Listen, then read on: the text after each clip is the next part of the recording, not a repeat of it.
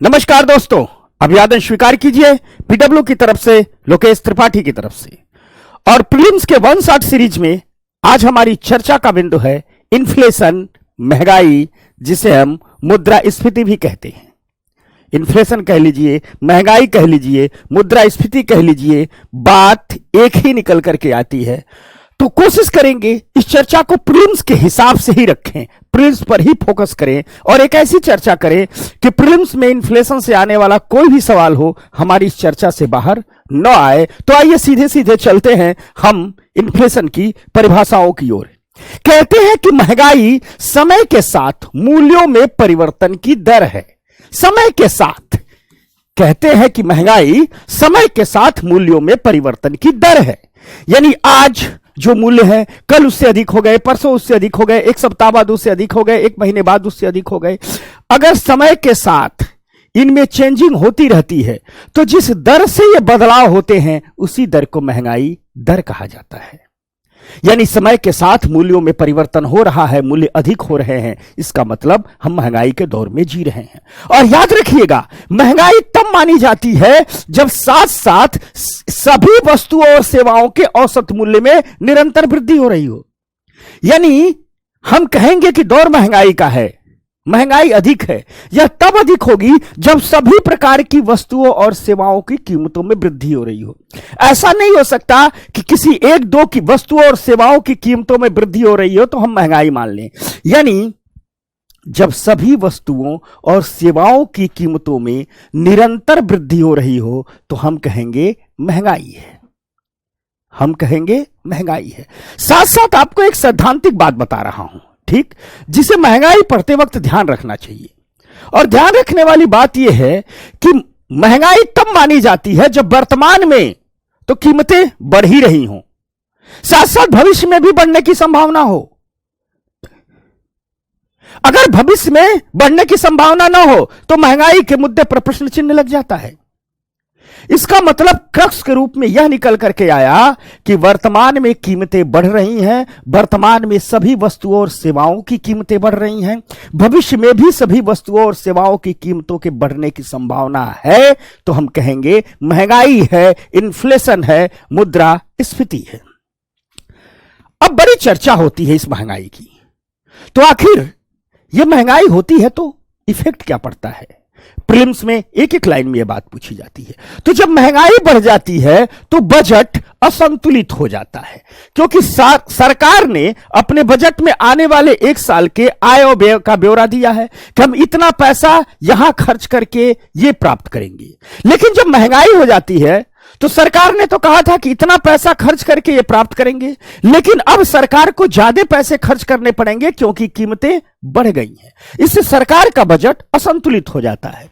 साथ साथ जब सरकार का बजट असंतुलित हो जाता है, चीजें महंगी हो जाती हैं, तो सरकार गरीबों के उत्थान के लिए तमाम जो वेलफेयर के प्रोग्राम चलाती है, कल्याणकारी प्रोग्राम चलाती है, यह भी प्रोग्राम प्रभावित होने लगते हैं, यानी वेलफेयर की प्रक्रियाएं रुक जाती हैं।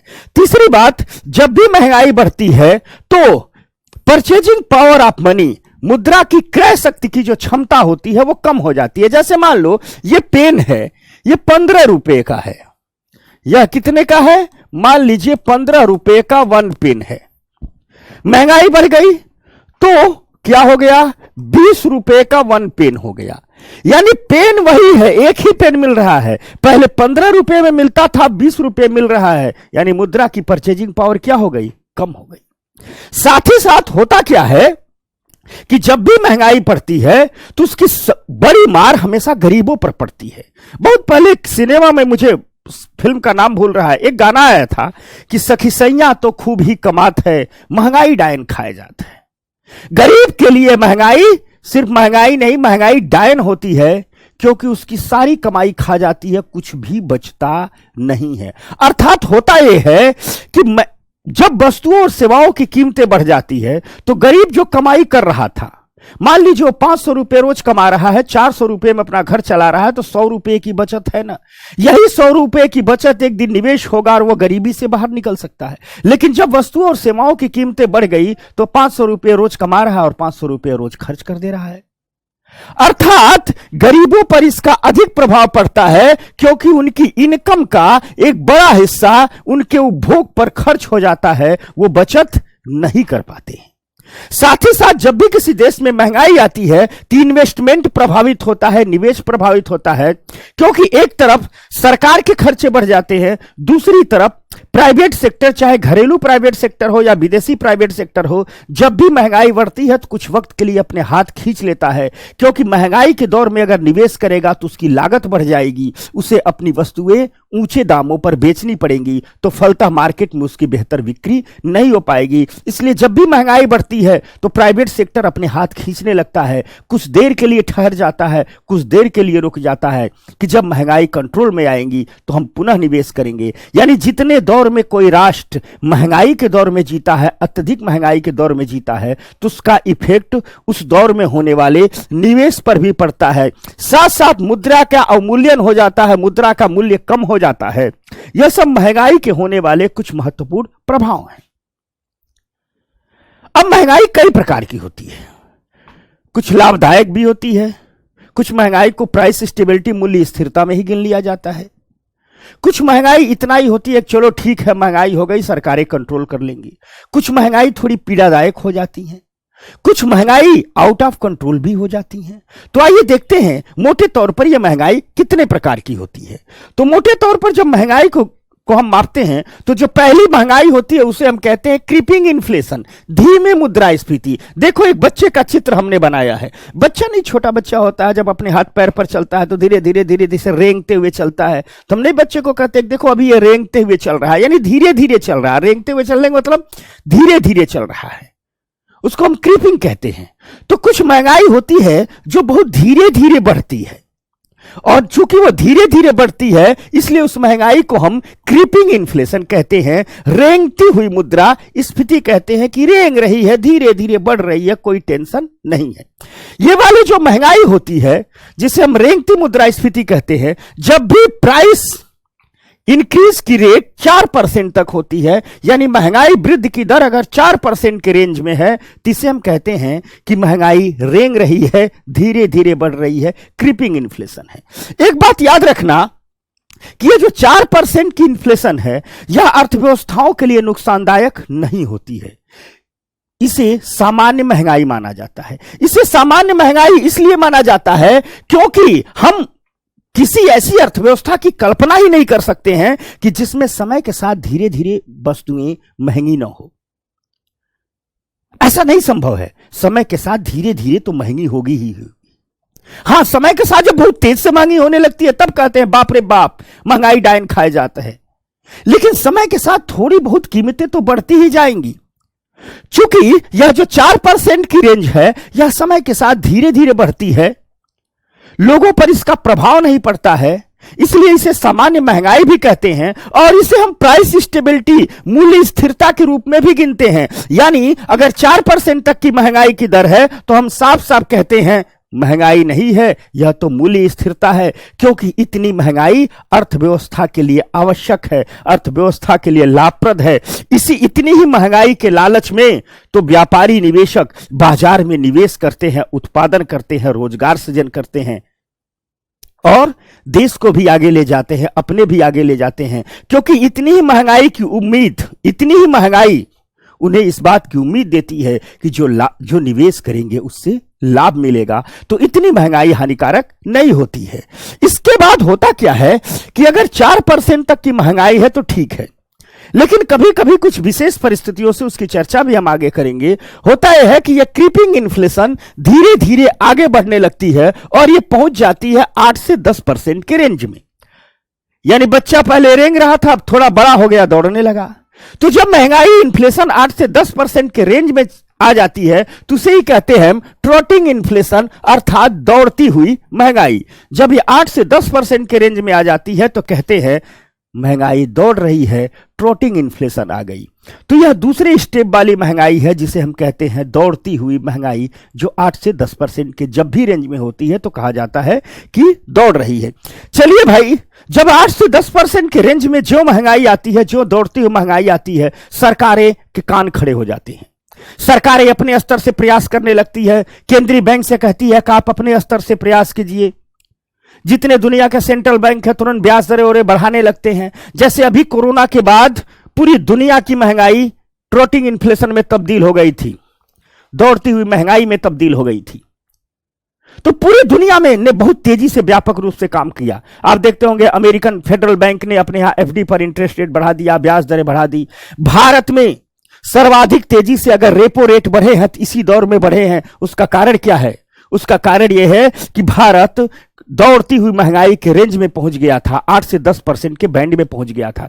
सरकारें कोशिश करती हैं कि महंगाई को इसी रेंज में रोक लिया जाए। इसके लिए सरकारें भी काम करती हैं, प्रशासनिक तौर पर काम किया जाता है, राजकोषीय नीतियों में सुधार किए जाते हैं। साथ साथ केंद्रीय बैंक एक्टिव हो जाता है, अपनी ब्याज दरें बढ़ा देता है। जैसे भारत में का जो केंद्रीय बैंक है आरबीआई है, और आरबीआई ने क्या किया, अपनी मेन पॉलिसी रेट को रेपो रेट रखा है, यानी ब्याज दरें रेपो रेट से ही निर्धारित होती है। आप लोग देखे होंगे पिछले 4-5 महीने के दौर में रिजर्व बैंक ने बहुत तेजी से अपने रेपो रेट को बढ़ाया है। क्यों बढ़ाया है? ताकि महंगाई पर कंट्रोल कर लिया जाए। क्योंकि आमतौर पर अगर इस दौर में महंगाई नहीं कंट्रोल हुई तो फिर महंगाई कंट्रोल से बाहर निकल जाती है। तो कहने का तात्पर्य जब 8 से 10% तक महंगाई होती है तो इसे दौड़ती हुई महंगाई कहते हैं, और सरकारें इसी दौर में प्रयास करने लगती हैं कंट्रोल करने के लिए। क्या क्या करती हैं आगे चर्चा करेंगे।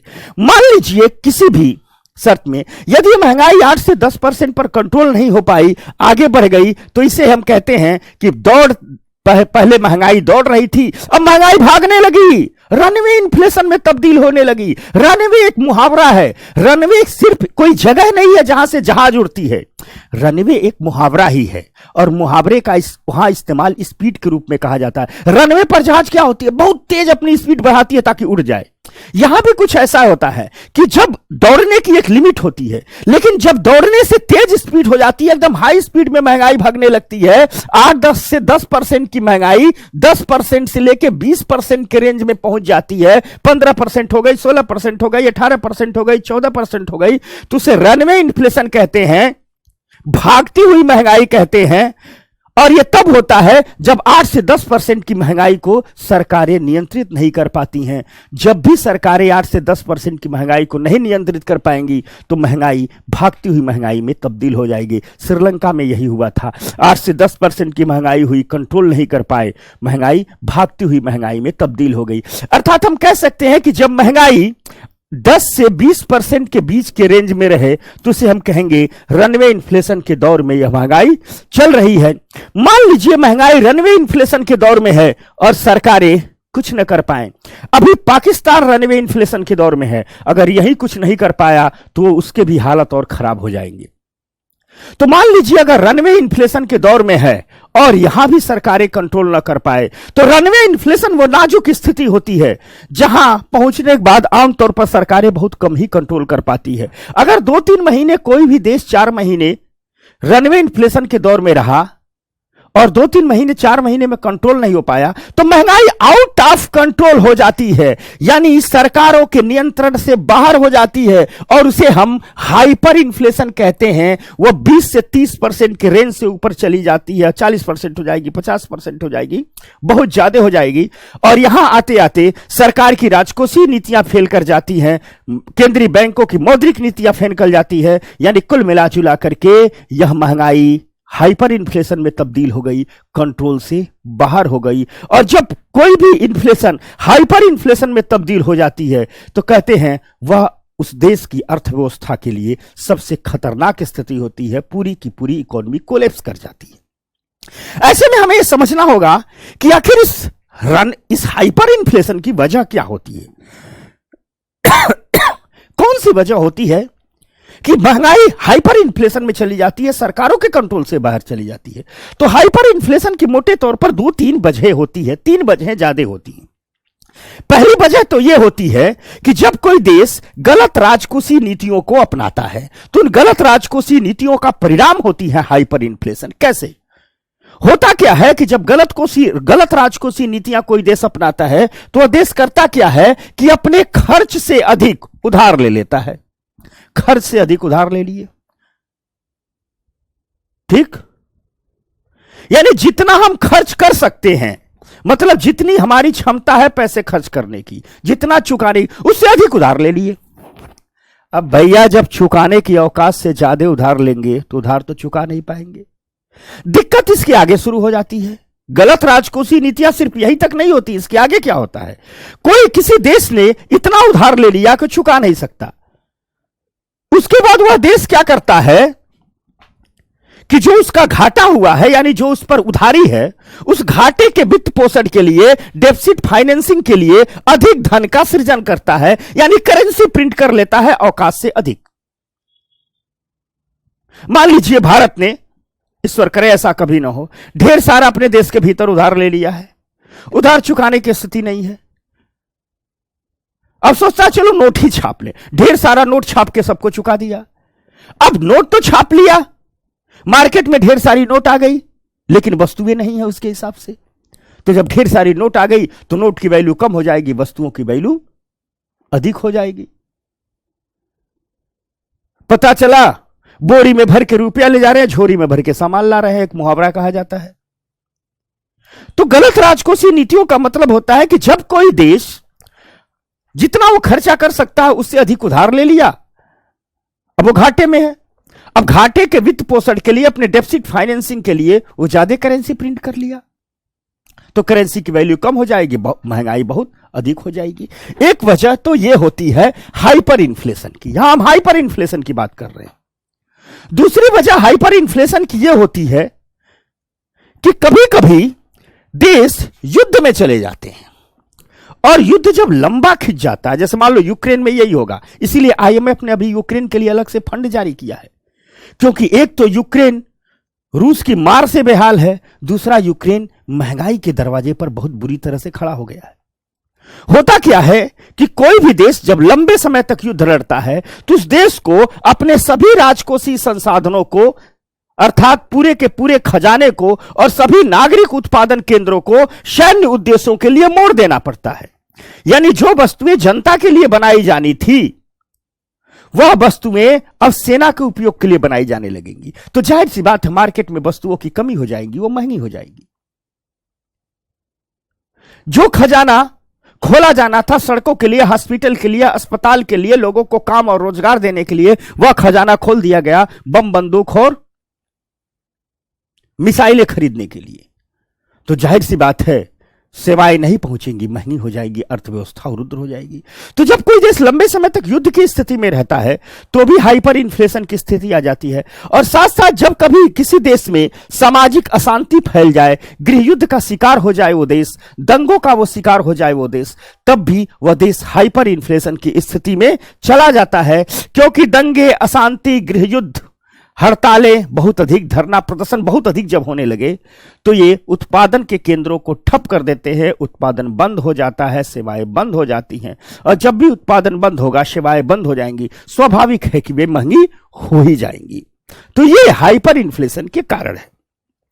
अब एक सवाल उठता है जो एग्जामों में सवाल पूछा जाता है, हम प्रीलिम्स एग्जाम के नजरिए से आपको पढ़ा रहे हैं, क्लास में जब इसी महंगाई को पढ़ाएंगे तो और नजरिया बदल जाएगा।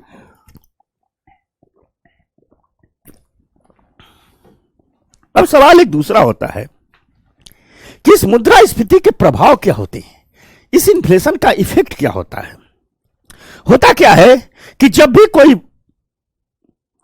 वस्तु ज्यादा महंगी होने लगेगी, कुछ वस्तुएं ज्यादा महंगी होने लगी, महंगाई का दौर है तो कुछ वस्तुएं कम महंगी होंगी, कुछ वस्तुएं ज्यादा महंगी हो जाएंगी। तो जो वस्तुएं ज्यादा महंगी हो जाती हैं, जिन वस्तुओं की कीमत में ज्यादा वृद्धि हो जाती है, उनकी मांग में गिरावट आ जाती है। और जब उनकी मांग में गिरावट आ जाती है मार्केट में तो उनका उत्पादन कम हो जाता है, और जब उनका उत्पादन कम हो जाता है तो मंदी की स्थिति आ जाती है। और जिन जिन वस्तुओं की मांग में ज्यादा गिरावट आती है, जिन जिन वस्तुओं का उत्पादन ज्यादा कम होता है, उन क्षेत्रों में पूरी तरह से मंदी की स्थिति आ जाती है, रिसेशन की स्थिति आ जाती है। पहला तो यह होता है। दूसरी चीज, इसका वेतन भोगियों पर बहुत प्रतिकूल प्रभाव पड़ता है। बेचारे वेतन भोगियों की सैलरी तो फिक्स है और महंगाई बहुत बढ़ गई, तो जितनी तनख्वाह मिल रही है वो सारा खर्चे चलाने में ही चल जा रही है, पूरी तरह से जीवन भी नहीं जी पा रहे हैं। क्योंकि पता चला 20% महंगाई बढ़ गई तो सैलरी इंक्रीज थोड़ा 20% होती है। यानी पूरा का पूरा वेतन सिर्फ जीवन जीने में खर्च हो जा रहा है और वह भी बेहतर जीवन नहीं जी पा रहा है, तो वेतन भोगियों पर इसका प्रतिकूल प्रभाव पड़ जाता है। मजदूरों पर भी प्रतिकूल प्रभाव पड़ता है कि मान लो महंगाई बढ़ रही है तो थोड़ी मजदूरी बढ़ाई जाएगी, एक समय के बाद मजदूरी नहीं बढ़ा पाता है नियोक्ता और मजदूरी स्थिर हो जाती है। और मजदूरी जब स्थिर हो जाती है यानी इतना ही पैसा कमा सकते हैं, दूसरी तरफ महंगाई बढ़ गई है तो मजदूरों की क्रय शक्ति में गिरावट आ जाती है, खरीदारी की क्षमता में गिरावट आ जाती है और इनका भी क्वालिटी ऑफ लाइफ का जो लेवल है, जीवन की गुणवत्ता का जो स्तर है, जीवन जीने का जो स्तर है, वह भी नीचे आ जाता है, कम हो जाता है। साथ साथ उत्पादन प्रतिरूप में विकृतियां हो जाती हैं, जो प्रोडक्शन पैटर्न है उसमें डिस्टरबेंस आ जाता है। उसका मतलब यह हुआ कि लोग क्या करते हैं कि जिन वस्तुओं की महंगाई ज्यादा बढ़ गई है, उनकी डिमांड कम हो गई है, तो कुछ दिन के लिए उत्पादन बंद कर देते हैं, कुछ और उत्पादन में लग जाते हैं, यानी पूरा का पूरा जो प्रोडक्शन पैटर्न है वो डिस्टर्ब हो जाता है। साथ ही साथ देश के समृद्धि के लिए, ग्रोथ के लिए देश के उद्योगों को ऋण मिलना बहुत जरूरी है, लेकिन जब भी महंगाई बढ़ती है तो ऋण की उपलब्धता प्रभावित हो जाती है। उद्योगों को, व्यापारियों को ऋण जैसा चाहिए वैसा उपलब्ध नहीं हो पाता है और जब भी उद्योगों को पर्याप्त मात्रा में ऋण नहीं मिलेगा, सस्ता ऋण नहीं मिलेगा, व्यापारियों को पर्याप्त मात्रा में ऋण नहीं मिलेगा, तो ये उद्योग चलाने वाले लोग, व्यापार करने वाले लोग मार्केट में निवेश नहीं करेंगे। निवेश नहीं करेंगे तो उत्पादन नहीं बढ़ेगा, उत्पादन नहीं बढ़ेगा तो ग्रोथ नहीं होगा, समृद्धि नहीं होगी। अर्थात आपको ग्रोथ को सस्टेनेबल बनाना है तो आपको क्रेडिट सिस्टम को भी सस्टेनेबल बनाना होगा। जितना बेहतर ऋण की उपलब्धता रहेगी उतना ही बेहतर आपकी समृद्धि दर भी रहेगा। तो आप सोच रहे होंगे कि आखिर महंगाई जब बढ़ती है तो ऋण उपलब्धता क्यों प्रभावित हो जाती है। दरअसल होता क्या है कि जब भी महंगाई बढ़ती है तो केंद्रीय बैंक मुद्रास्फीति पर नियंत्रण के लिए ब्याज दरों में वृद्धि कर देते हैं। केंद्रीय बैंक, जैसे मान लो भारत का आरबीआई है या कमर्शियल बैंकों को लोन देता है, तो आरबीआई क्या करता है कि अपना लोन देने में ब्याज अधिक लेने लगता है। तो जब आरबीआई ब्याज अधिक लेने लगे तो कमर्शियल बैंक भी कस्टमर से ब्याज अधिक लेने लगेंगे और जब ये ब्याज अधिक लेने लगेंगे तो लोग लोन कम लेंगे। जब लोग लोन कम लेंगे तो खरीदारी भी कम करेंगे, साथ साथ जो व्यापारी उद्योगपति हैं वे निवेश भी कम करेंगे। ऐसे में क्या हो जाता है कि वस्तुओं का उत्पादन थोड़ा सा कम हो जाता है और वस्तुओं की कीमतें थोड़ा सा नीचे गिरने लगती है। लेकिन यह बहुत शॉर्ट टर्म मेजरमेंट है। जब महंगाई लंबे समय तक चलती है तो इसका नकारात्मक इफेक्ट हो जाता है, क्योंकि जब भी महंगाई लंबे समय तक चलेगी मुद्रास्फीति पर नियंत्रण के लिए केंद्रीय बैंक ब्याज दरों में वृद्धि करेगा। और जब केंद्रीय बैंक ब्याज दरों में वृद्धि मान लो 1-2 महीने के लिए कर दिया तो कोई बात नहीं, लेकिन महंगाई लंबी चली है और केंद्रीय बैंक की मजबूरी है, वो ब्याज दरें सस्ता कर ही नहीं सकता, तो लंबे समय तक वो क्या करेगा, ब्याज दरों में वृद्धि रखेगा। और जो लंबे समय तक ब्याज दरों में वृद्धि रखेगा तो जो निवेश करने वाले लोग हैं, उद्योग व्यापार वाले लोग हैं, उनको जो लोन होगा वो क्या हो जाएगा, महंगा मिलने लगेगा। अर्थात उनकी जो पूंजी लागत होगी उसमें क्या हो जाएगी, वृद्धि हो जाएगी। देखो, कोई ये फैक्ट्री है, कोई इंडस्ट्री है, इसमें जो पूंजी लागत होगी है, पूंजी लगाई जाती है, उसमें मशीन का मूल्य होता है, जमीन का मूल्य होता है, बिल्डिंग का मूल्य होता है, सबकी सैलरी तनख्वाह होती है। साथ साथ जो लोन लिया जाता है वह भी ऋण भी पूंजी के अंतर्गत काउंट किया जाता है। यदि लोन सस्ता है तो कहते हैं पूंजी लागत सस्ती है, यदि लोन महंगा है तो कहते हैं पूंजी लागत महंगी है, क्योंकि ब्याज अधिक चुकाना है। तो होता क्या है कि महंगाई जब लंबे समय तक सस्टेन करती है तो केंद्रीय बैंक ब्याज दरों को क्या करता है, केंद्रीय बैंक ब्याज दरों को हमेशा बढ़ाता है। और जब लंबे समय तक बढ़ाता है तो जो लोन होता है महंगा हो जाता है, इससे पूंजी लागत बढ़ जाती है। और जब पूंजी लागत बढ़ जाती है तो बैंक महंगा लोन देने लगते हैं, क्योंकि आरबीआई ने, केंद्रीय बैंक ने बढ़ाया हुआ है। और साथ साथ अब उद्योगों को में भी सोचते हैं कि ऋण न ले तो काम नहीं चलेगा और ऋण ले तो महंगा ऋण ले। इन सब का परिणाम होता है कि देश के सामने एक ऋण संकट की स्थिति आ जाती है। लोग ऋण कम लेने लगते हैं, मार्केट में डिमांड कम हो जाती है, निवेश कम हो जाता है और पूरे के पूरे देश के समृद्धि में, ग्रोथ में गिरावट आ जाती है। तो यह तो एक प्रभाव पड़ता है। इसके साथ साथ निर्यात पर भी बहुत बुरा प्रभाव पड़ता है, क्योंकि अगर अपने देश में महंगाई है तो वस्तुएं महंगी हो गई हैं। अब ये व्यापारी जो भारत से वस्तुएं खरीद करके विदेशों में बेच रहे हैं, उनको क्या होगा? वे हतोत्साहित हो जाएंगे। क्यों हतोत्साहित हो जाएंगे? क्योंकि अगर महंगी कीमत पर खरीदेंगे तो महंगी कीमत पर उन्हें क्या करना है? बेचना है। अब वो क्या करते हैं कि जब भी किसी देश में महंगाई बढ़ जाती है तो उस देश के वे व्यापारी जो आयात निर्यात से जुड़े हैं, या दुनिया के किसी और देश के व्यापारी जो इस देश से वस्तुएं खरीद करके दूसरे देश में बेचते हैं, जिसे विदेशी आयातक कहते हैं, ये आयातक महंगाई के कारण हतोत्साहित हो जाते हैं और व्यापार कम कर देते हैं। फलतः उस देश के निर्यात में गिरावट आ जाती है। इसके साथ साथ जहां निर्यात कम होता है, तुरंत आयात पर प्रभाव पड़ जाता है, आयात बढ़ जाता है, क्योंकि वही वस्तु अपने देश में महंगी है, दूसरे देश में सस्ती है, तो व्यापारी क्या कर लेते हैं? दूसरे देशों से आयात ज्यादा करने लगते हैं, जो इससे आयात में वृद्धि होती है। किसी भी देश के आयात में वृद्धि होती है। अब देख लीजिए, एक तरफ से निर्यात कम हो रहा है, आयात बढ़ रहा है, तो स्वाभाविक बात है कि विदेशी मुद्रा पर प्रतिकूल प्रभाव पड़ेगा, क्योंकि आयात उच्च हो रहा है। और जब भी आयात उच्च होगा, बाहर से खरीदारी ज्यादा करेंगे तो विदेशी मुद्राओं की उच्च मांग भी हो जाएगी। और जब विदेशी मुद्रा की उच्च मांग हो जाएगी तो स्वाभाविक सी बात है, आप अपनी मुद्रा को विदेशी मुद्रा में ज्यादा कन्वर्ट कराने लगेंगे, यानी आपकी राष्ट्रीय मुद्रा का मूल्य ह्रास हो जाएगा, इसकी वैल्यू कम हो जाएगी। और जब ज्यादा वैल्यू कम हो जाती है तो अंतर्राष्ट्रीय बाजार में मुद्रा की कीमत बहुत ज्यादा गिरने लगती है। हाल के दिनों में देखा होगा कि रुपया 81 पर पहुंच गया था। $1 बराबर 81 रुपये। उसकी कई वजह थी, और एक बड़ी वजह जो ये उसकी दो तो बड़ी वजह थी।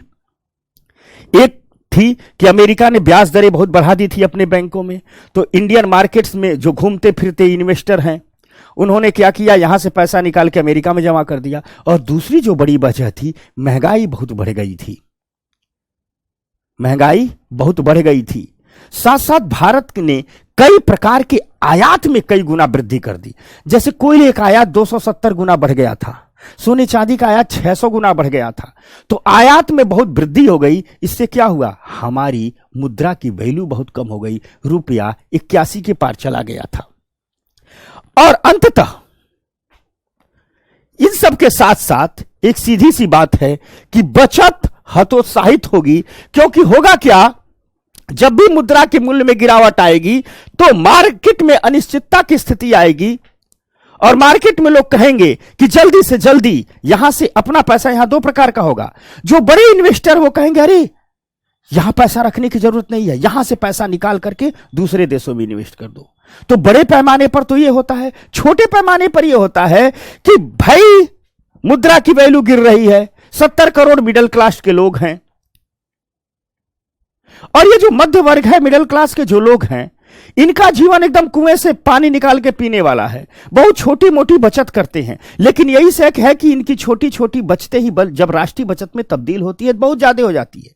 लेकिन महंगाई बढ़ने के कारण गरीब की कमर टूटी ही टूटी है। मध्य वर्ग जितना कमाता है उतना खा जाता है, सब कुछ अपने परिवार के भरण पोषण पर खर्च कर देता है, ऐसे में बचत नहीं कर पाता है। तो जब मध्य वर्ग बचत नहीं करेगा, बैंक में पैसा नहीं डालेगा, गरीब बचत कर ही नहीं रहा, बैंक में पैसा नहीं डाल रहा है। साथ साथ जो बड़े इन्वेस्टर हैं, बड़े व्यापारी हैं, वो सोच रहे हैं देश में महंगाई बहुत है, निवेश अभी किया नहीं जाना चाहिए, चलो हम किसी दूसरे देश के शेयर मार्केट में, पोर्टफोलियो मार्केट में पैसा लगाते हैं। यानी हर प्रकार की बचत और निवेश प्रभावित हो जाती है।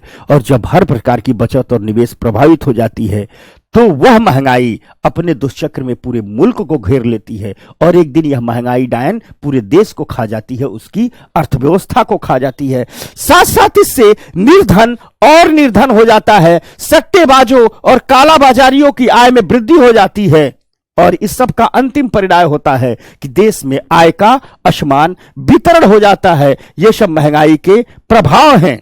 महंगाई के दौर में जब भी कालाबाजारी वृद्धि होगी, टैक्स चोरी होगी, तो इन सब का परिणाम क्या निकलेगा कि भ्रष्टाचार बढ़ेगा।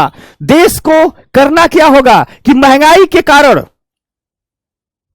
खर्च बढ़ गया। बजट में जो तय किया गया था कि 100 रुपए में इतनी वस्तुएं हम प्राप्त करेंगे, अब उतनी ही वस्तुएं प्राप्त करने के लिए 130 रुपया खर्च करना पड़ेगा। यानी सरकार को अपने लक्ष्यों को प्राप्त करने के लिए खर्च ज्यादा करना पड़ेगा, राजकोषीय घाटे में क्या हो जाएगी, वृद्धि हो जाएगी। और इस परिवेश में सरकार को ऋण लेना पड़ेगा, और जब ऋण लेना पड़ेगा तो ब्याज दरें बढ़े ही हैं, ऋण महंगा हो चुका है, फलतः राजकोषीय घाटे में और वृद्धि हो जाएगी। यानी सरकार का राजकोषीय घाटा बहुत तेजी से, द्रुत गति से बढ़ने लगता है। यह महंगाई के इफेक्ट है। तो आप कहोगे रोकना तो बहुत जरूरी है इसको, तो रोकें कैसे? तो इसके रोकने के कई उपाय हैं। अगर हम प्रीलिम्स एग्जाम के नजरिए से देखें तो इसको रोकने के 3 उपाय हैं। एक होता है मौद्रिक उपाय, मॉनेटरी जिसे कहते हैं, केंद्रीय बैंक ये करता है। दूसरा होता है राजकोषीय उपाय, सरकारें करती हैं अपनी बजट नीतियों द्वारा। और तीसरा होता है प्रशासनिक उपाय, जो प्रशासन द्वारा किए जाते हैं। तो एक एक को देखते हैं। तो जो सबसे पहला मौद्रिक उपाय है, जब भी महंगाई बढ़ती है तो पहला जो मौद्रिक उपाय है यह देश के केंद्रीय बैंकों द्वारा किया जाता है। दुनिया में हर देश का जो सेंट्रल बैंक होता है उसकी जिम्मेदारी महंगाई रोकने की भी होती है। भारत के मामले में यह जिम्मेदारी रिजर्व बैंक ऑफ इंडिया की है। जैसे आरबीआई को जिम्मेदारी दी गई है इन्फ्लेशन टारगेटिंग की, कि आरबीआई अपनी मॉनेटरी पॉलिसी इस कदर डिजाइन करेगी, इस कदर बनाएगी कि मौद्रिक नीतियों द्वारा हमेशा मुद्रास्फीति का लक्ष्यीकरण किया जाए, अर्थात महंगाई को एक निश्चित सीमा के भीतर रखा जाए। आरबीआई की यह जिम्मेदारी दी गई है। 2015 में मॉनेटरी पॉलिसी एग्रीमेंट हुआ था आरबीआई और सरकार के बीच, और उस मॉनेटरी पॉलिसी एग्रीमेंट के तहत आरबीआई ने अपना वैधानिक उत्तरदायित्व स्वीकार किया कि हमारा वैधानिक उत्तरदायित्व है कि हम ऐसी मौद्रिक नीतियां लाएंगे ताकि हम मुद्रास्फीति को हमेशा बैलेंस में रखें, संतुलित में रखें, उतना ही रखें जितना देश के विकास के लिए जरूरी हो।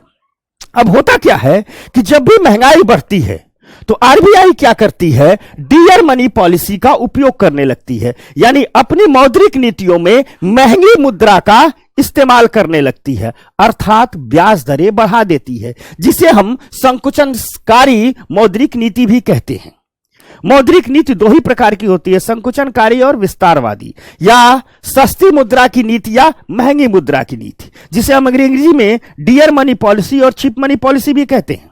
ठीक, जब महंगी मुद्रा की नीति होती है तो डियर मनी पॉलिसी कहते हैं, जब सस्ती मुद्रा की नीति होती है तो चीप मनी पॉलिसी कहते हैं। यहां जब महंगाई बढ़ती है तो आरबीआई डियर मनी पॉलिसी का इस्तेमाल करती है। डियर मनी पॉलिसी मतलब महंगी मुद्रा की नीति। महंगी मुद्रा का मतलब ब्याज दरों का बढ़ जाना। मुद्रा का महंगा होने का मतलब क्या है, आप 100 रुपया किसी से उधार ले रहे हैं तो उस पर ज्यादा ब्याज चुका रहे हैं। जब भी ब्याज ज्यादा देना पड़ता है इसका मतलब मुद्रा महंगी हो गई है। जब भी ब्याज कम देना पड़ता है इसका मतलब मुद्रा सस्ती हो गई है।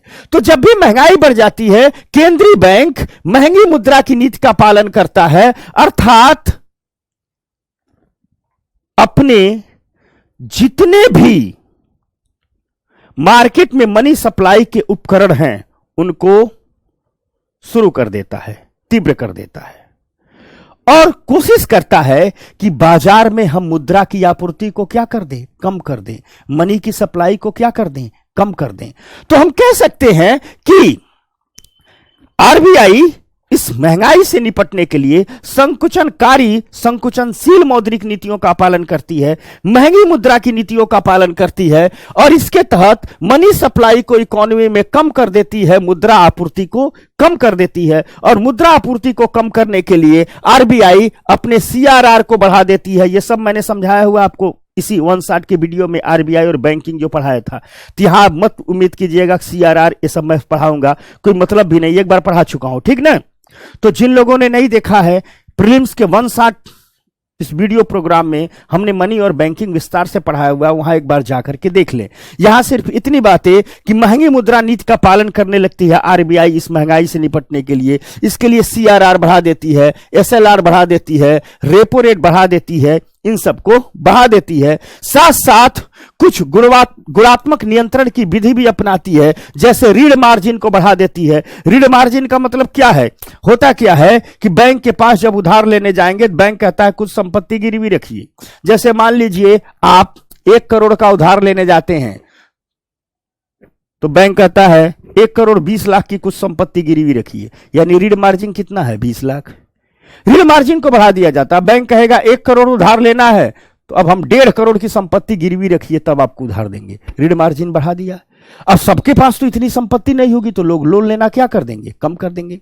यानी महंगी मुद्रा की नीति के तहत आरबीआई करता क्या है महंगाई को नियंत्रण करने के लिए? अब यहीं से प्रीलिम्स का सवाल बनेंगे। सीआरआर याद करो, सीआरआर मेरे साथ याद कीजिए सारे लोग। सीआरआर बढ़ा दिया, एसएलआर बढ़ा दिया, रेपो दर बढ़ा दिया, ऋण मार्जिन बढ़ा दिया।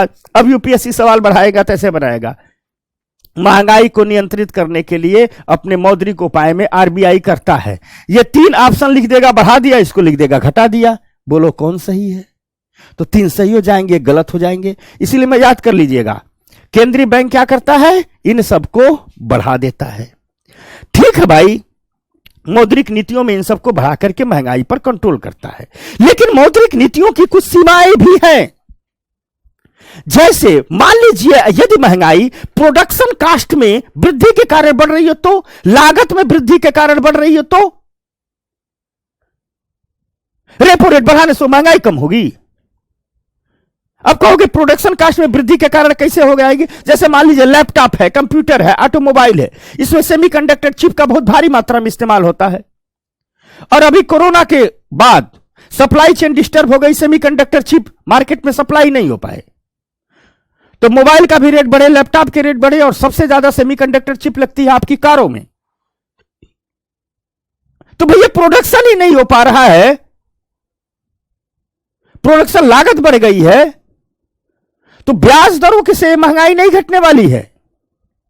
रूस यूक्रेन का युद्ध छिड़ा हुआ है, सूरजमुखी के तेल और गेहूं की सप्लाई ही नहीं हो पा रही है, पूरी दुनिया में खाद्यान्न कीमतें बढ़ गई है, और जब खाद्यान्न कीमतें बढ़ जाएंगी तो हर कंपनी को अपने मजदूरों का वेतन इत्यादि बढ़ाना पड़ेगा। तो जो भी वेतन इत्यादि में वृद्धि करेंगी, वह जो वस्तु बेचेंगी उसी से तो लाएंगी। वेतन में वृद्धि करने का मतलब प्रोडक्शन कास्ट बढ़ गया है।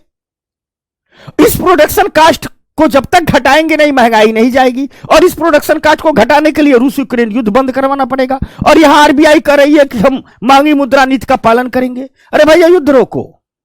कहने का तात्पर्य यह है कि महंगी मुद्रा नीति से हर किस्म की महंगाई को नहीं रोका जा सकता। और तब जब महंगाई किसी प्रोडक्शन कास्ट में की वृद्धि के कारण होती है, और प्रोडक्शन कास्ट में वृद्धि किसी भी कारण से हो सकती है, सामाजिक अशांति से हो सकती है, दंगों से हो सकती है, गृह युद्ध से हो सकती है, आतंकवाद से होती है, 2 देशों में युद्ध हो सकती है, जलवायु परिवर्तन के कारण हो सकती है, किसी महामारी के कारण हो सकती है, ग्लोबल सप्लाई चेन में रुकावट के कारण हो सकती है, किसी भी कारण से प्रोडक्शन कास्ट में वृद्धि हो सकती है। ऐसे समय में मॉनेटरी पॉलिसी क्या हो जाती है? फेल हो जाती है। यह इस मॉनेटरी पॉलिसी की सीमा है, मॉनेटरी पॉलिसी फेल हो जाती है। दूसरी है राजकोषीय उपाय महंगाई रोकने की। जब हम महंगाई रोकने के लिए राजकोषीय उपायों की बात करते हैं, तो यह केंद्र सरकार द्वारा किए जाने वाला उपाय है। राजकोषीय नीति यानी बजटीय नीति के माध्यम से महंगाई पर कंट्रोल किया जाता है। इसमें किया जाता है, जितने भी प्रकार के डायरेक्ट टैक्स होते हैं, जो डायरेक्ट टैक्स होते हैं, डायरेक्ट टैक्स में वृद्धि कर दी जाती है। माना जाता है चलो भैया अमीर आदमी है, इसी से टैक्स ले लेते हैं। इनकम टैक्स में वृद्धि कर दी जाती है, कारपोरेशन टैक्स में वृद्धि कर दी जाती है, जिसे हम कारपोरेट टैक्स करते हैं। कहता है चलो भाई नहीं हम ज्यादा वृद्धि कर दे, ये सब तो कर देते हैं। साथ साथ इनडायरेक्ट टैक्स यानी अप्रत्यक्ष करों में कमी कर दी जाती है। जैसे मान लो जीएसटी घटा दिया जाएगा। अप्रत्यक्ष करों में कमी इसलिए की जाती है क्योंकि अप्रत्यक्ष कर किस पर लगते हैं? गुड्स एंड सर्विस पर, गुड्स एंड सर्विस पर, वस्तुओं और सेवाओं पर। और महंगी कौन हो गई हैं? वस्तुएं और सेवाएं। जब वस्तुएं और सेवाएं महंगी हुई है तभी तो महंगाई है। तो सरकार का मानना है कि अरे भैया ये वस्तु और सेवा महंगी हो गई है, थोड़ा सा इस पर लगने वाला जो इनडायरेक्ट टैक्स है इसे कम कर दो, इसे कम कर दो। तो जब हम कर घटाएंगे तो थोड़ा सा वस्तुएं अपने आप सस्ती हो जाएंगी। तो यह उपाय किया जाता है। साथ साथ जब भी महंगाई बढ़ती है, सरकार अपने सार्वजनिक व्यय में, अपने पब्लिक एक्सपेंडिचर में कमी कर देती है। यह 3 उपाय करती है महंगाई को रोकने के लिए। लेकिन इसकी भी कुछ सीमाएं हैं, इसके भी कुछ सीमाएं हैं। जैसे होता क्या है कि अगर प्रत्यक्ष करों में बहुत वृद्धि कर दिए हैं, यानी जो अधिक कमाने वाले लोग हैं उनसे ज्यादा टैक्स लेंगे, तो उनकी जो जो सेविंग है वो कम होने लगेगी। जब सोचेंगे सारी कमाई तो टैक्स में चली जा रही है, तो मार्केट में खर्चा करना कम कर देते हैं, और वही तो बड़ी बड़ी वस्तुओं के खरीदार होते हैं। फिर लग्जरी कार नहीं खरीदेंगे, फ्लाइट की यात्रा नहीं करेंगे, बड़े 5 स्टार होटलों में रुकने नहीं जाएंगे, गोवा इत्यादि घूमने नहीं जाएंगे। तो इन क्षेत्रों में क्या हो जाएगी, मंदी आने लगेगी। अर्थात होता क्या है कि जब भी प्रत्यक्ष करों में वृद्धि हो जाती है तो कई प्रकार के खर्चों में लोग कमी कर देते हैं और अर्थव्यवस्था पर इसका नकारात्मक प्रभाव पड़ने लगता है। अब 5 होटल चलाने वाले, बड़े होटल वाले घाटे में जाने लगेंगे, लग्जरी कार वाले घाटे में जाने लगेंगे, टूरिज्म सेंटर की कमाई बंद हो जाएगी, टूरिस्ट कमाने जाने लगेंगे। तो करों में वृद्धि करके जितना सरकार कमाती है उससे ज्यादा इकोनॉमी को घाटा पहुंच जाता है, यह इसकी सीमा है। साथ साथ जब अप्रत्यक्ष करों में, इनडायरेक्ट टैक्स में कमी सरकार करती है तो उस सरकार के खजाने पर भी तो असर पड़ता है। तो जब सरकार के खजाने असर पड़ता है तो सरकार जो सार्वजनिक व्यय करती है, पब्लिक एक्सपेंडिचर करती है, उसमें कमी ला देगी। वो मनरेगा का बजट काटेगी, जो सब्सिडी दे रही है उससे काटेगी। और जब सरकार अपने सार्वजनिक व्यय में कमी करने लगती है तो सरकार के सामने कई राजनीतिक चुनौतियां उत्पन्न हो जाती हैं। जैसे कुछ परियोजनाएं ऐसी होती हैं जिनमें खर्च रोका ही नहीं जा सकता, ये देश के विकास के लिए बहुत जरूरी होती है। और सरकार अगर इन परियोजनाओं को रोक दे तो कुछ परियोजनाएं ऐसी होती हैं जिन्हें इसलिए नहीं रोका जा सकता है क्योंकि चुनाव जीतना है। जैसे मान लो मुफ्त खाद्यान्न योजना, मुफ्त अनाज योजना, कोरोना बीत गया लेकिन अभी ये चल रही है। इन्हें सरकार नहीं जल्दी रोक सकती है क्योंकि उसको राजनीतिक संकट इससे हो जाएगा। तो कुल मिलाजुला करके इस राजकोषीय उपायों की सीमा है कि एक दिन सरकार को ऐसे दोराहे पर ये उपाय ले आकर के खड़े कर देते हैं कि एक तरफ बड़े लोगों से पैसा कटौती कर लिए तो अर्थव्यवस्था के कई सेक्टर घाटे में जाने लगे।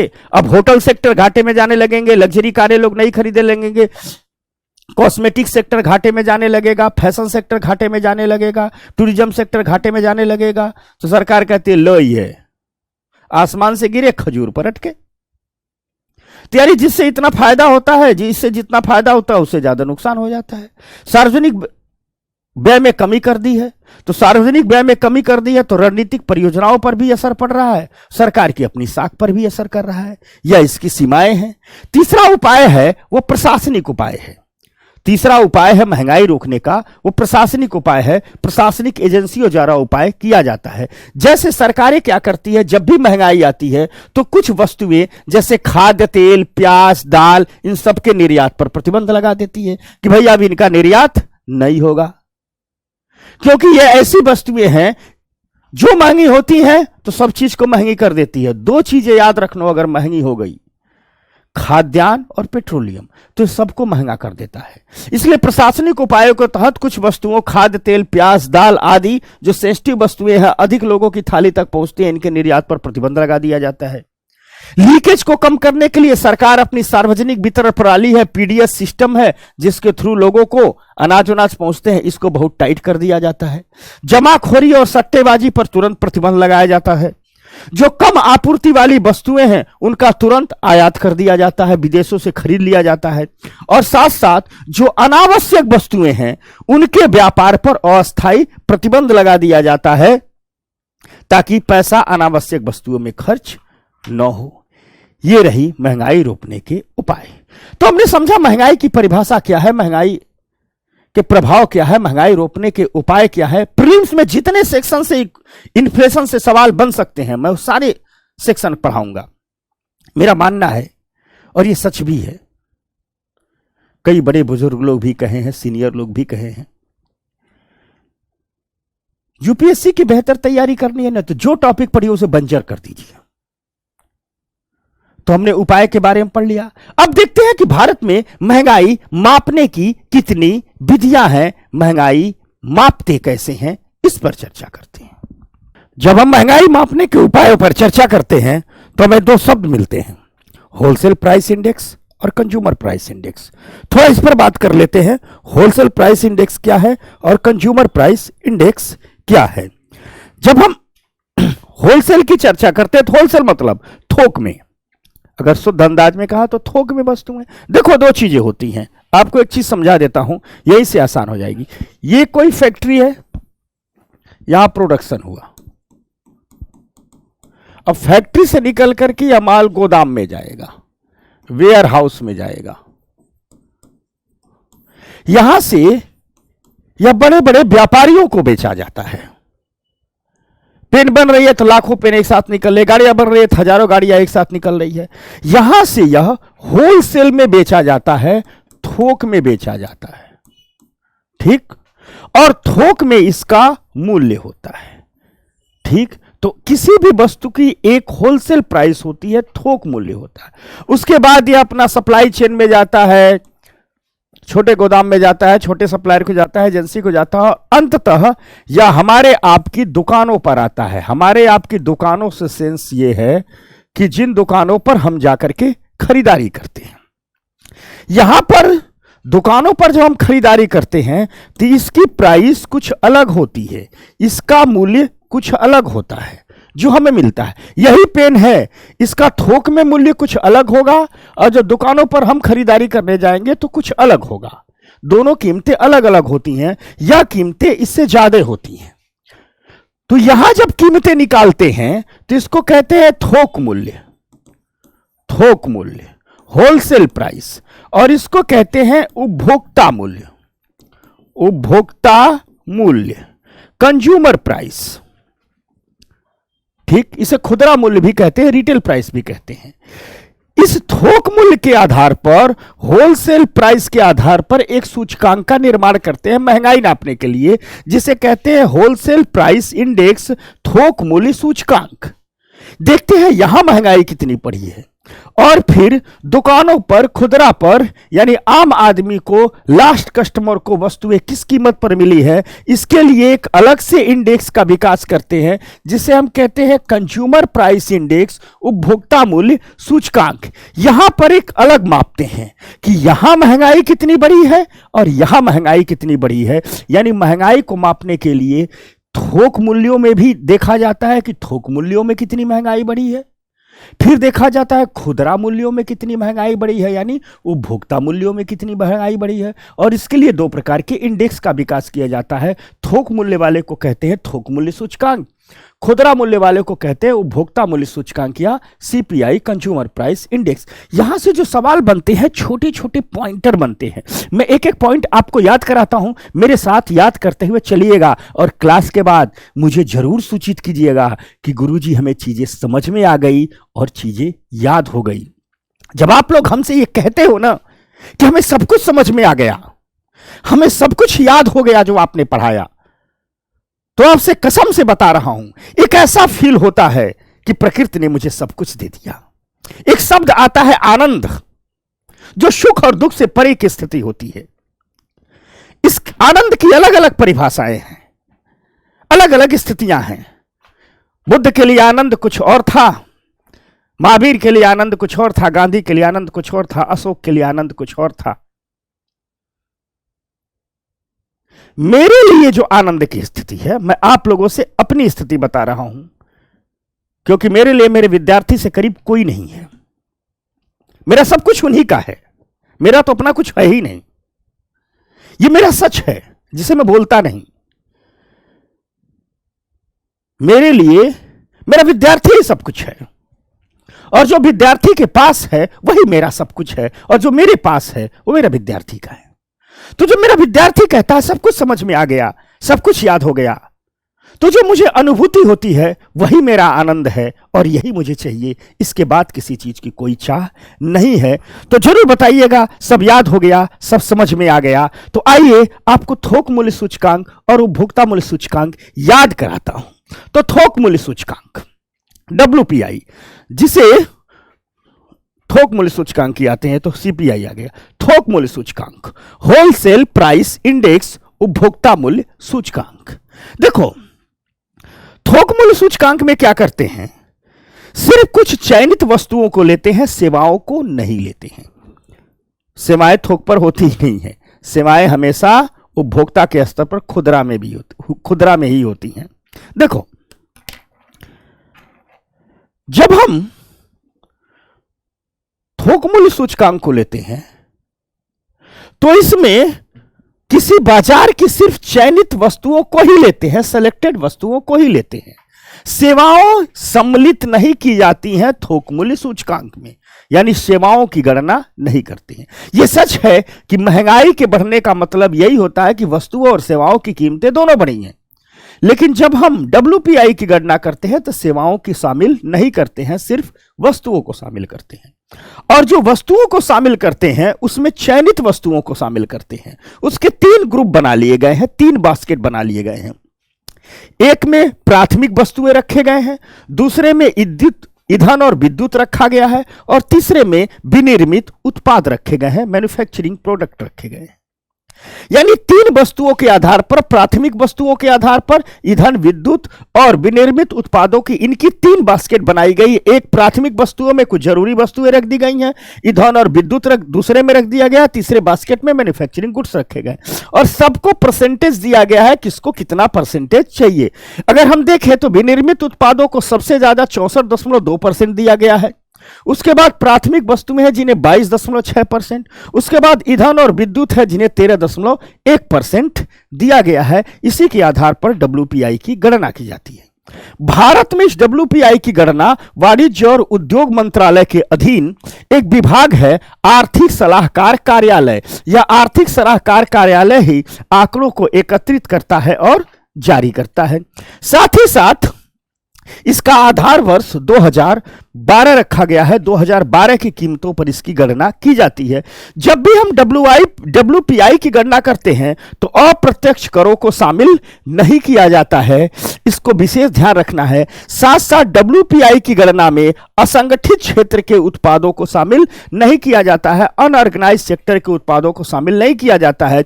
जैसे जूते बनाने वाली कंपनी अगर जूते बना रही है तो उसको शामिल किया जाएगा, लेकिन सड़क और चौराहे पर हमारा बैठा मोची जूते बना रहा है तो असंगठित क्षेत्र हो गया, उसको शामिल नहीं किया जाता है, क्योंकि उनके आंकड़े इकट्ठा नहीं हो पाते हैं। तो ये कुछ फैक्ट रहे WPI के। अब बात करते हैं CPI की, कंज्यूमर प्राइस इंडेक्स की, उपभोक्ता के स्तर की महंगाई की। इसे खुदरा स्फीति भी कहा जाता है और इसी के आधार पर खुदरा महंगाई की गणना की जाती है।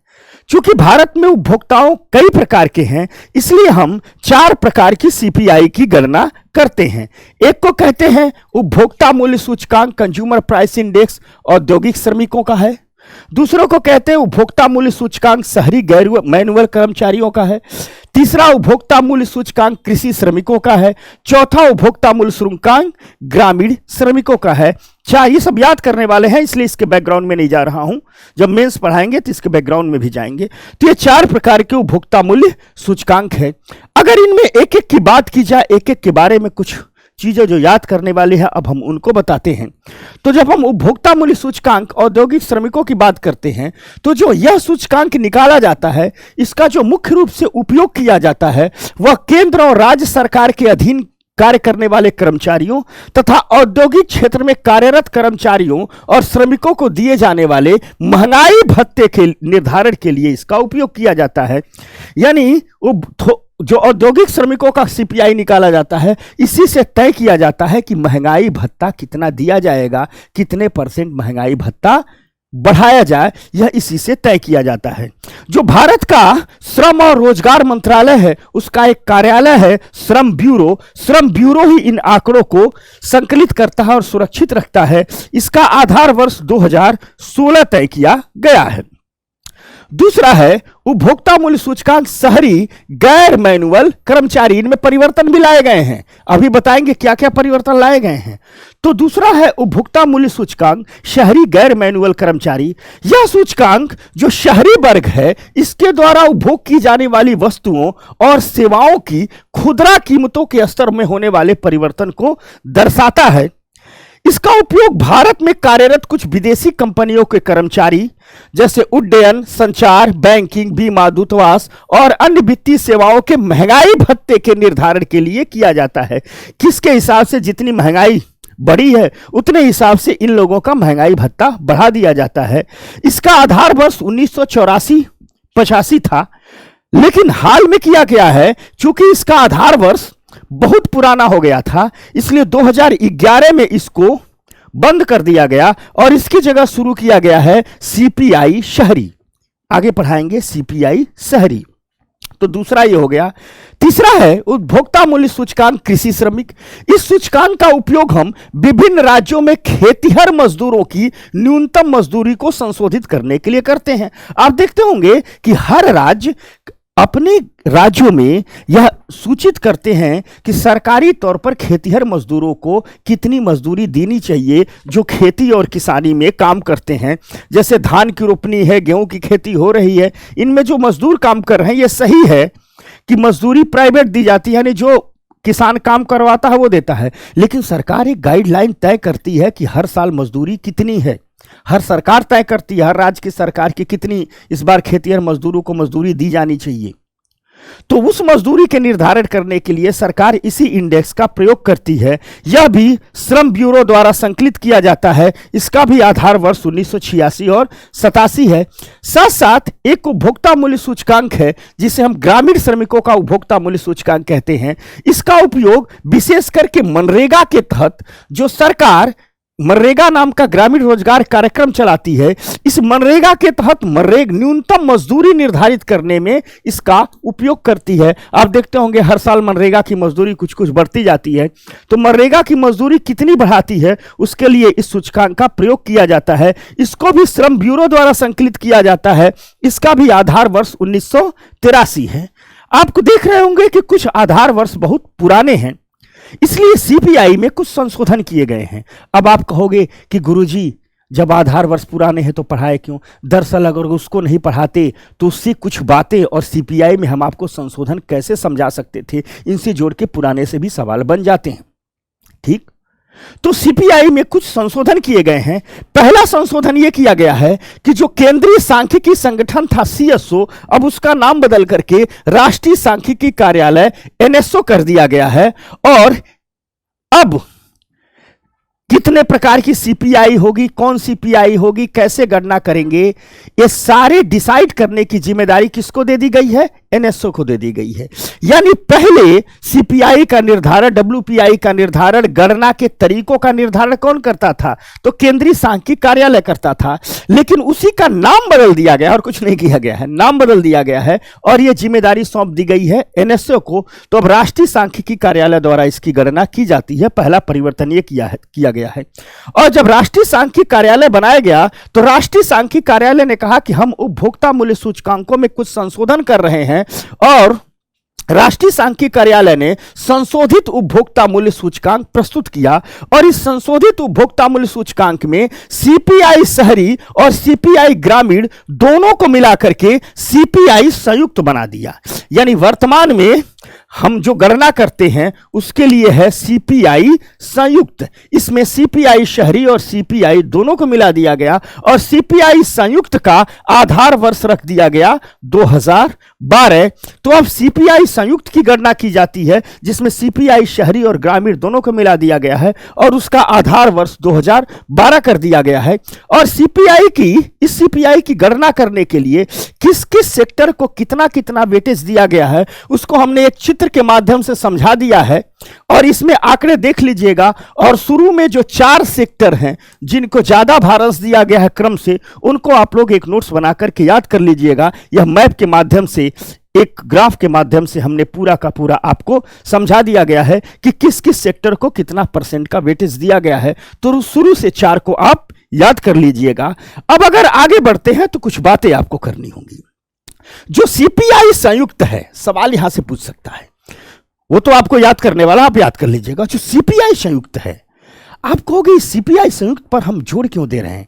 दरअसल जब से सीपीआई संयुक्त किया गया है, इस सीपीआई संयुक्त के जो आंकड़े मिलते हैं, महंगाई के आंकड़े मिलते हैं, इस सीपीआई संयुक्त के आंकड़ों का ही उपयोग आरबीआई अपनी मौद्रिक नीति बनाने में करता है। हमने अभी आपको समझाया था कि आरबीआई की मौद्रिक नीति का मुख्य उद्देश्य क्या हो गया है? महंगाई पर नियंत्रण। जो 8 से 10% के बैंड में पहुंचती है महंगाई, आरबीआई एक्टिव हो जाता है। तो आखिर महंगाई बढ़ी है, यह किस आधार पर आरबीआई तय करता है? तो महंगाई बढ़ी है, यह आरबीआई तय करता है सीपीआई संयुक्त के आंकड़े के आधार पर। और सीपीआई संयुक्त से अगर कहता है कि महंगाई 8% हो गई तो आरबीआई कहती है हाँ 8% हो गई, 7% हो गई तो आरबीआई कहती है 7% हो गई। तो सीपीआई संयुक्त के आंकड़े लेता है आरबीआई, और इन्हीं के आधार पर महंगाई को कंट्रोल करने में, अपनी मुद्रास्फीति को नियंत्रण करने के लिए जो नीतियां बनाता है आरबीआई, उसमें सीपीआई संयुक्त के ही आंकड़ों का भी इस्तेमाल कर रहा है। इसलिए इस पर खास गौर करने वाली बात है। एक बात और देखा जाए तो हमारे सामने अब तक दो बास्केट मिले, यानी दो इंडेक्स मिले, एक सीपीआई बास्केट, एक डब्ल्यूपीआई बास्केट। आप खुद ही देख लीजिए कि सीपीआई बास्केट डब्ल्यूपीआई बास्केट की तुलना में थोड़ा अधिक व्यापक है, अधिक बड़ा है। यह हो गया गणना के काम। अगर हम अवधि के आधार पर मुद्रास्फीति की गणना करें, टाइम के आधार पर, तो एक होता है वार्षिक औसत मुद्रास्फीति दर, ईयरली एवरेज इन्फ्लेशन रेशियो, वार्षिक औसत मुद्रास्फीति दर। इसमें वार्षिक औसत मुद्रास्फीति दर में जब भी सरकार इसको निकालने आती है तो पिछले 52 सप्ताहों में मुद्रास्फीति की दर क्या है उसका कैलकुलेशन कर लेती है, और पिछले 52 सप्ताहों में मुद्रास्फीति जितनी बढ़ी है उसी के हिसाब से मुद्रास्फीति का निर्धारण कर लेती है। तो जो 52 सप्ताह का आंकड़ा आता है उसके आधार पर वार्षिक औसत मुद्रास्फीति दर का निर्धारण किया जाता है, पिछले 52 सप्ताह का। साथ साथ एक होता है पॉइंट टू पॉइंट मुद्रास्फीति दर, बिंदुवार मुद्रास्फीति दर। उसमें क्या करती है सरकार, पिछले साल के किसी सप्ताह का मुद्रास्फीति का आंकड़ा ले ली और इस साल के उसी सप्ताह का मुद्रास्फीति का आंकड़ा ले ली, और फिर दोनों की तुलना कर देती है, और जो मुद्रास्फीति का दर निकलती है उसे पॉइंट टू पॉइंट मुद्रास्फीति की दर कह देती है। जैसे मैं आपको एक चीज समझा रहा हूं, मान लो मार्च 2022 के पहले सप्ताह के महंगाई के आंकड़े सरकार ने रख लिए, और फिर मार्च 2023 के पहले सप्ताह के आंकड़े सरकार ने रख दिए, और दोनों की महंगाई की तुलना कर दी। तो मान लीजिए मार्च 2022 में महंगाई रेट 5% थी, और मार्च 2023 में के उसी पहले सप्ताह में महंगाई रेट 7% थी। तो ठीक उसी सप्ताह में पिछले साल 5% थी, इस साल 7% हो गई। ये ग्रोथ कितने हुआ है? 2%। यानी point two point inflation rate कितना हो गई? 2%। तो इस प्रकार से point two point inflation rate निकाला जाता है। तो ये रही महंगाई की गणना करने की कुछ विधि। तो महंगाई क्या है आपने समझ लिया, महंगाई को कंट्रोल कैसे करते हैं, आती कैसे है, कितने प्रकार की, ये सब समझ लिया। लेकिन हमने गौर से देखा है कि प्रीलिम्स परीक्षा में महंगाई से संबंधित कुछ शब्दों से भी सवाल पूछे जाते हैं। तो जो शब्द अभी के लिए इंपॉर्टेंट और जरूरी हैं, आइए कुछ शब्दों पर भी एक चर्चा कर लेते हैं। जैसे एक शब्द है आपके सामने आता है डिसइन्फ्लेशन। होता क्या है कि कभी कभी महंगाई दर में अचानक गिरावट हो जाती है। एक आध सप्ताह, 15 दिन, एक महीने के लिए गिरावट होगी, फिर बढ़ जाएगी। लेकिन ये जो महंगाई दर में गिरावट होती है, इससे राष्ट्रीय आय में, उत्पादन में, रोजगार में कोई कमी नहीं आती है। अर्थात हम कह सकते हैं कि कभी कभी राष्ट्रीय आय में, उत्पादन में, रोजगार दर में बिना कमी के भी मूल्यों में गिरावट आ जाती है। उस स्थिति को हम डिसइन्फ्लेशन कहते हैं, उस स्थिति को हम अस्फीति कहते हैं। आप कहोगे कि कीमतों में गिरावट हुई तो फिर राष्ट्रीय आय में कमी क्यों नहीं हुई? अरे भैया, इसमें होता क्या है कि इकोनॉमी है, किसी खास नियम से नहीं चलती है।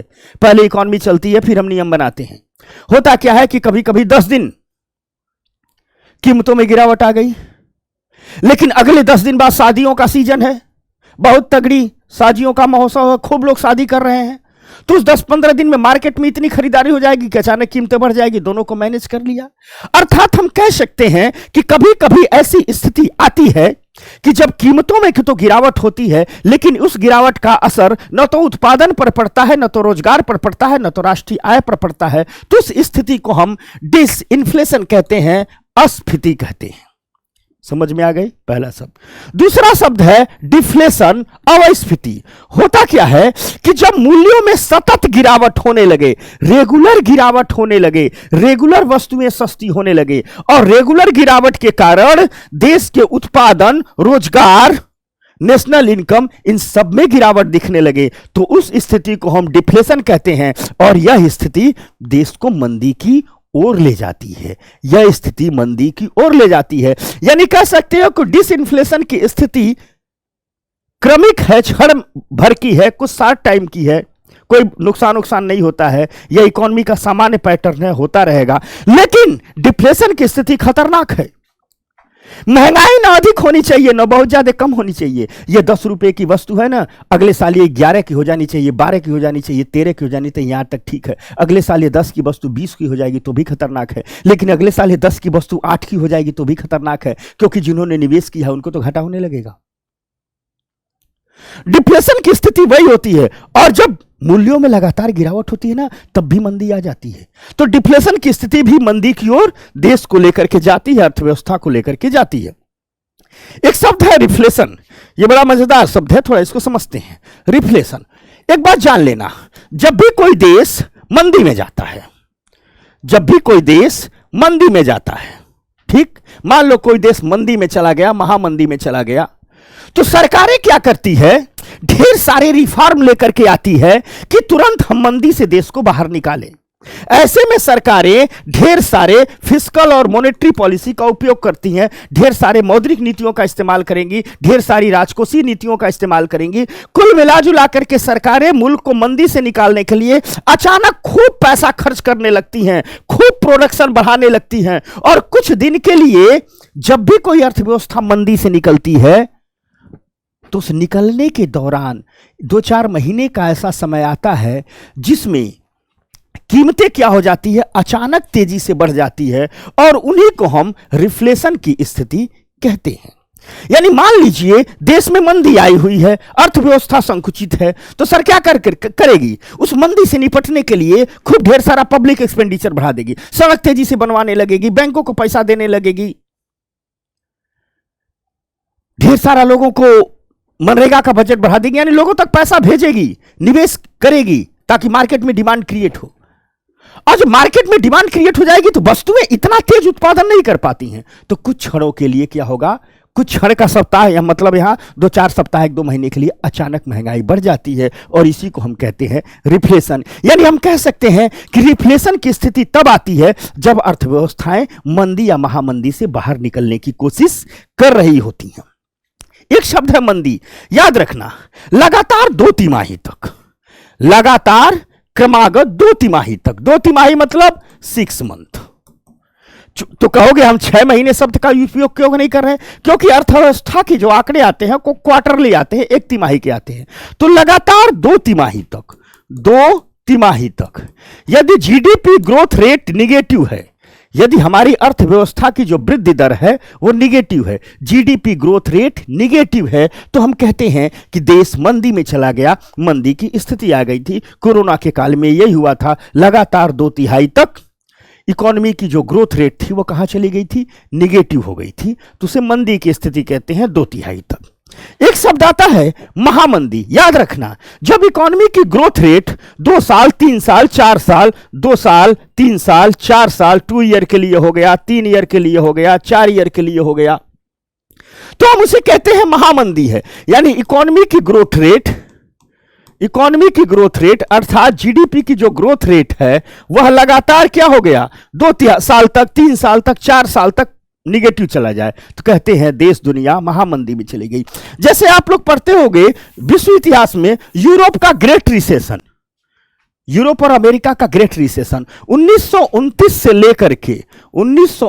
लेकर के 1934 तक पूरा यूरोप ग्रेट रिसेशन में था, महामंदी में था। तो इसको महामंदी क्यों कहा जाता है, महामंदी इसीलिए कहा जाता है क्योंकि लंबे समय तक अर्थव्यवस्थाएं नकारात्मक वृद्धि दर को बनाए हुए थी। इसे महान मंदी भी कहा जाता है, महामंदी भी कहा जाता है।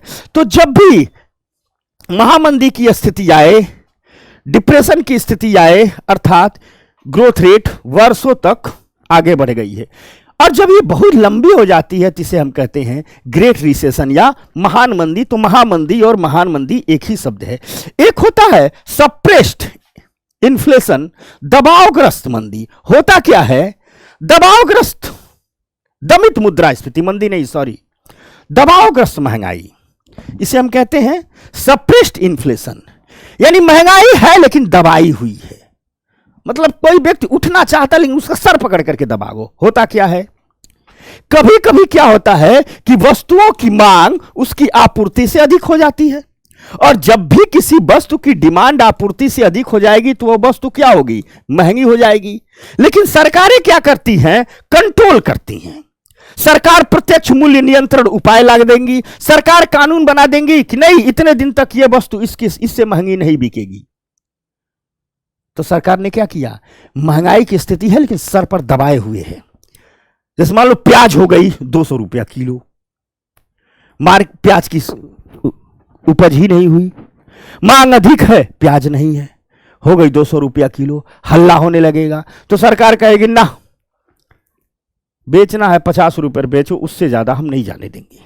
यह स्थिति कभी कभी आती है क्योंकि अर्थव्यवस्था में सरकारें प्रत्यक्ष मूल्य नियंत्रण विधि का प्रयोग बहुत कम करती हैं। कभी मध्यकाल में हुआ करता था, अलाउद्दीन करते रहते थे। आज की दुनिया में कभी कभी किसी इमरजेंसी परिस्थिति में ही सरकारें इसका उपयोग करती हैं। अर्थात यदि महंगाई बढ़ी है लेकिन सरकारें जबरदस्ती कानूनों द्वारा, प्रत्यक्ष मूल्य नियंत्रण विधियों द्वारा उस महंगाई को बढ़ने से रोकी हुई हैं, तो उसे कहते हैं दबाई गई महंगाई है, दबित महंगाई है। एक होती है ओपन इन्फ्लेशन, खुली महंगाई। जब भी सभी वस्तुओं और सेवाओं के मूल्य स्तर में लगातार वृद्धि हो तो उसे ओपन इन्फ्लेशन कहते हैं। समान तौर पर इसे हम पढ़ ही रहे हैं। एक होता है मिजरी इंडेक्स। होता क्या है कि एक इंडेक्स होता है जिसमें देश में की महंगाई दर और बेरोजगारी दर के समग्र योग को रेखांकित किया जाता है इस मिजरी इंडेक्स के। यानी हम कह सकते हैं कि जब कोई देश अपने देश की महंगाई दर और बेरोजगारी दर के समग्र योग को एक साथ रेखांकित करना चाहता है, एक साथ दर्शाना चाहता है कि महंगाई ने बेरोजगारी कितनी बढ़ाई, बेरोजगारी ने महंगाई कितनी बढ़ाई, दोनों मिलकर कितना हो गई है, तो जिस इंडेक्स का प्रयोग किया जाता है उसे मिजरी इंडेक्स कहते हैं। एक शब्द होता है स्टैगफ्लेशन, मुद्रास्फीति जन्य मंदी। होता क्या है कि याद रखना, जब कभी मंदी या बेरोजगारी की स्थिति हो, देश में मंदी या बेरोजगारी की स्थिति हो, मंदी और बेरोजगारी एकदम बहुत मिलती जुलती स्थिति है, तो होता क्या है कि जब देश में मंदी और बेरोजगारी की स्थिति चल रही हो उसी समय महंगाई आ जा, एक तो करेला दूजे नीम चढ़ा, कहते हैं कोड़ में भी खाज हो गई। तो मंदी और बेरोजगारी की स्थिति हो और महंगाई आ जाए, या यूं कहिए कि मंदी और बेरोजगारी से महंगाई आ जाए। कुल मिला जुला करके अगर एक ऐसी स्थिति है जिसमें मंदी, बेरोजगारी और महंगाई एक साथ चल रही हैं, उसे स्टैगफ्लेशन की स्थिति कहते हैं। या यूं कहिए कि मंदी और बेरोजगारी ने महंगाई को बढ़ा दिया, या महंगाई ने मंदी और बेरोजगारी को बढ़ा दिया। कुल मिला जुला करके फिक्स नहीं है कि मंदी और बेरोजगारी से ही महंगाई आई है, हो सकता है महंगाई से भी मंदी और बेरोजगारी आ गई है। फिक्स यही है कि जब भी मंदी, बेरोजगारी, महंगाई ये सारी चीजें एक साथ चलती हैं तो उसे स्टैगफ्लेशन की स्थिति कहते हैं। ठीक, मुद्रास्फीति जनित महंगाई कहते हैं। यह प्रोडक्शन कास्ट में जब वृद्धि हो जाती है तो उससे यह महंगाई उत्पन्न होती है। तो यह है महंगाई से संबंधित कुछ शब्द जो आपको पढ़ने हैं, समझने हैं। इसको पढ़िए, समझिए। मैंने कोशिश की कि आपको एक वीडियो में शॉर्ट में ही महंगाई से परिचय करा दिया जाए, इन्फ्लेशन को प्रीलिम्स के लिए तैयार करा दिया जाए। अच्छा लगे तो जरूर बताइएगा। इसको पढ़िए। अगला 1 शॉर्ट सीरीज हम और भी जल्दी लेकर के आ रहे हैं। नमस्कार, धन्यवाद।